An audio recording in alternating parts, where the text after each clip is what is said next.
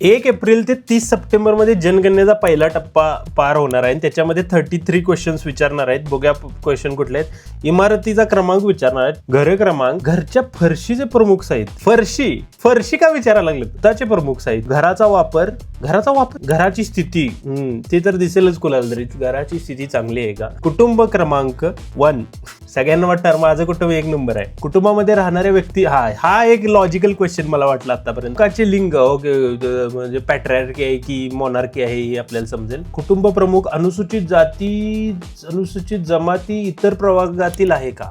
मालकीची स्थिती, कुटुंबाच्या विशेष ताब्यात असलेल्या राहण्याच्या खोल्यांची संख्या, खोल्या मोजायच्या आहेत. कुटुंबामध्ये राहणाऱ्या विवाहित जोडप्यांची संख्या, ओके.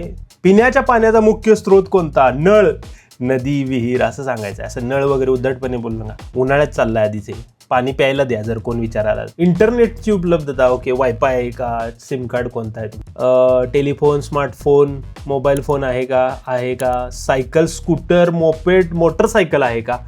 जनगणना सुरू आहे का काय सुरू आहे. कुटुंबामध्ये सेवन केले जाणारे मुख्य धान्य, मोबाईल क्रमांक तर पाहिजे त्यांना, बट याच्यामुळे बऱ्याच गोष्टी सॉल्व्ह होणार आहे. 2011च्या डेटावर आपण 2026 मध्ये जगतो. याच्यात अजून 4-5 प्रश्न वाढवायला पाहिजेत नाही का. म्हणजे घरात किती शिक्षित आहेत लोक, गव्हर्नमेंट हॉस्पिटल वापरता का असा एक प्रश्न विचारायला पाहिजे. तुमची मुलं गव्हर्नमेंटच्या शाळेत आहेत का असा एक प्रश्न विचारायला पाहिजे. आणि काय विचारायला पाहिजे कमेंटमध्ये लिहा.